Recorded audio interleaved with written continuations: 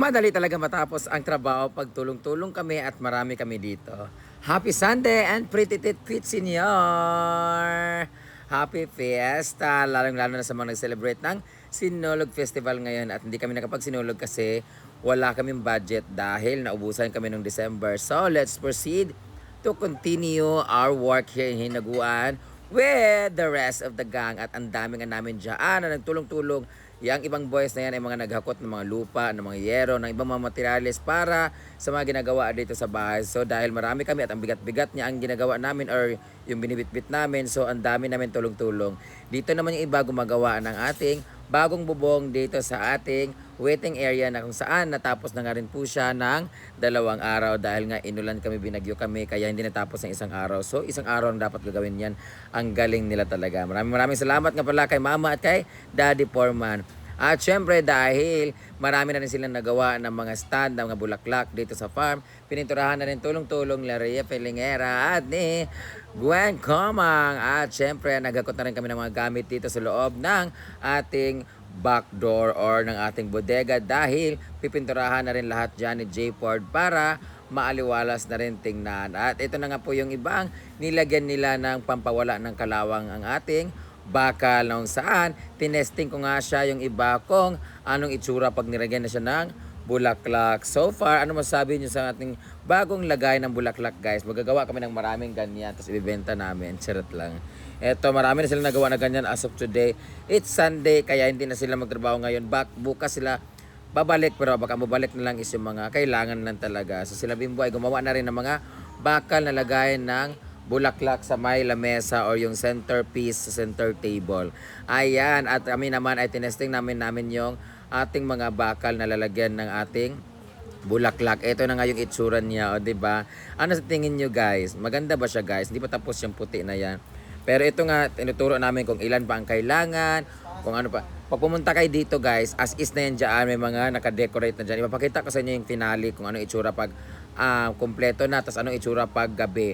Yung mga bulaklak na yan, ang kalagay dapat yan sa mga lagayan, nilagay sa mga box, ilagay sa likod sa may bodega. Pero na-decide ako na pagandahin tong mismong stage, lagyan ng mga decorations para pag may mag-rent dito, yung mga birthday lang, yung may mga small gatherings lang, reunion, tsaka yung basta kung ano-ano mga ano event dito.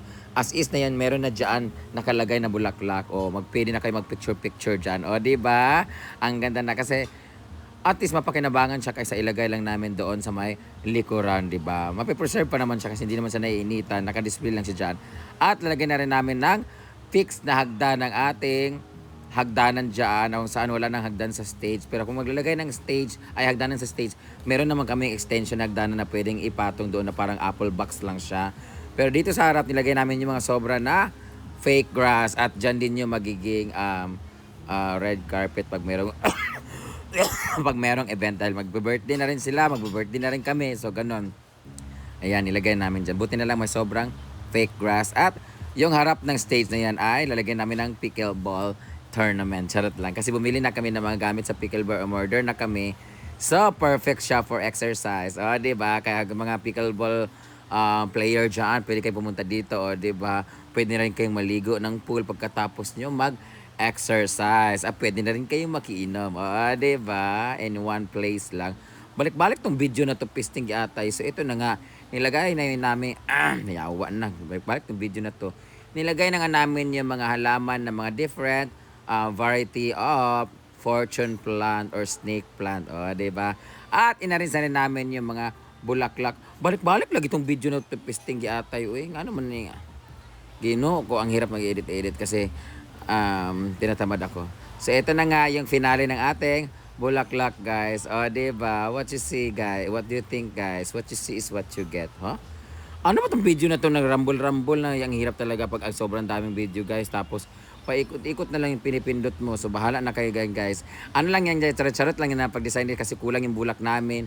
Tapos marami pa yan na kulang. May 4 pa na maliliit. So, nilagay lang namin for if ever kung anong magiging itsura ng aming stage pag nilagay na siya ng bulaklak. But anyway, sa mga mag-rent dito, nag-range po siya ng 5,000 to 10,000 pesos May iba naman po may inclusion na entrance na to 20 pesos per head. Tapos sa mga maliligo, yun na yung magdadagdag ng 50 pesos pag araw, tapos magiging 100 siya pag gabi. So, yun lang. Tingnan natin yung finale. At dahil tapos na nga ang mga decorations na ginawa namin dito, ngayon ilalagay na natin ang ating mga fake grass sa ating hagdanan para mas malinis na ang ating stage tingnan. So, speaking paglilinis, si Mama talaga ang isa sa nag-hands-on sa paglilinis dyan, kasama si J. Ford at si Britney naman ang naglalagay ng ating mga fake grass at tinutulungan ko, tagahawak lang. At kami ni J. Ford ang nag-cut ng mga fake grass na yan. Buti na lang may fake grass pa doon sa bahay namin sa kabila at nilagay namin dito. O, diba? Mas malinis sa tingnan if ever man mag-event kayo dito, mas formal siya tingnan. At wala na kayo ibang gagawin dyan, kundi wag lang kayong wag nyo lang sirain yung mga nandyan guys. Pag nag-rent kayo dito, as is pa rin yun pala yung rent dito, pero may decoration na siya. Tapos pag naglagay kayo ng mga balon-balon dyan guys, siguraduhin yung kunin nyo rin yung mga balon kasi baka maya makasira pa yan sa diba? So, kung nakikita nyo may balon dyan sa stage kanina kasi yan pa yung mga nag-Christmas party dyan, naglagay ng balon. So, kahit yun lang, kahit yung mga kalat dyan ng mga pagkain, mga kung ano-ano yung mga kalat ninyo pag nag-event kayo dito, okay lang. Kahit yung mga dumi-dumi, yung stage lang na pag nilagyan nyo ng mga, kung anik-anik na mga tarpaulin, mga balon-balon, tanggalin yun bago umalis kasi, alam nga na, ipapalaminate namin yan. So, hindi naman namin mapakinabangan yan. Tapos, yung mga bulaklak dyan, ng mga estante o mga decorations dyan, pwede siyang ilipat-lipat pero wag nyo pong sirain kung ano pong gusto niyo. Yan lang po yung pinaka-basic na decorations na kalagay dyan. Hindi namin tatanggalin dyan, hindi namin ilalagay yan sa kung saang box. Yan na po mismo, pagdating niyo dito, yan na mismo yung mga decorations na nakalagay dyan. Para pag mag-rent kayo dito, pwede kayo mag-picture-picture. Lalo na ngayong Valentine's Day, lalagay lang namin ng decoration na heart-heart dyan. So meron na tayong mismong decoration, diba? Tapos pag may event naman na medyo mas formal-formal, lalagay natin ng red carpet yan. Tapos yung nakikita nyo mga backdrop sa likod ng mga white na yan, pwede yan siyang gamitin dito. Pwede po kayo magpa-decorate dito. Meron kaming decorator dito at mga stylist dito na pwede nyo i-rent. Pero as is, yan na po yung makikita ninyo. So finally, tapos na yung itsura ng ating stage. Ayan, hindi pa tapos yung ating mga bakal. Marami pa po yan. May 3 pa po dyan gagawin sa gilid-gilid. Tapos temporary pa lang yung isang piraso dyan. 3 yan both side para mas bongga. At ayan, malinis siya. Sana wag lang taihan ng aso. Naka-close naman dyan so hindi matataihan ng aso yan. Pag responsable niya yung gumamit dyan. So ito na yung itsura niya pag araw, wala pang ilaw. Pero ito naman yung itsura niya pag medyo hapon-hapon na yung may ilaw na tinesting ko, tinignan ko. Yan ang itsura niya. Tapos mamaya-maya makikita niyo itsura niyan pag gabi na talaga pag nag-event kayo dito. O diba? Tapos maglagay kayo ng tarpaulin, happy birthday, mga ganun-ganun. Kung meron naman kayong patay, pwede kayo maglamay dyan. Charot lang. So ito na yung itsura niya talaga. O diba? Tapos gumagawa na sila ni Bimbo ng mga bakal na ilalagay sa centerpiece or center table para lagyan din ng mga bulaklak na maliliit para maganda yung decorations natin. At ito yung itsura niya pag gabi na talaga. O guys, pwede na kayo mag-tent dito. Kung mag-tent kayo dito, dyan sa gilid, pwede po. Huwag nyo lang pong galawin yung ating mga decorations dyan. May CCTV pong nakaharap dyan sa makikita po yung mga itsura ninyo at kung ano mga pinagagawa ninyo. So itsura pag may mag-rent dito, makikita nyo mayroong mga may tent dyan na nakalagay guys. O ayan, mayroong tent na nakalagay. So may mga overnight kasi kagabi dyan. So may video okay rin dyan. Huwag nyo lang galawin yung mga stage dyan guys. So thank you so much for watching guys. You can book your reservation now and in Aguan page. Bye-bye!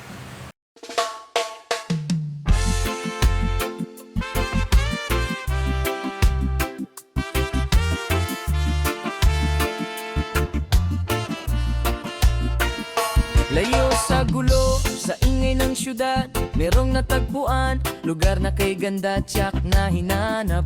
Inaguan Farm o Nature Park ang tawag. Paraisong handog sa matay, pambihirang tanaw, parang nasa gubat, kalikasan ang kasama. Ang simoy ng hangin, nagpapawi sa pagod at lumbay. O Hinaguan Nature Park, ang lugar mo'y kaaya-aya, barkada at pamilya, dito magbonding magsaya. Sa ilog, sa swimming pool, yung sarili ay lulubog. Mag-overnight man kayo, ginhawa'y di matatapos. Hinaguan, siya ang rason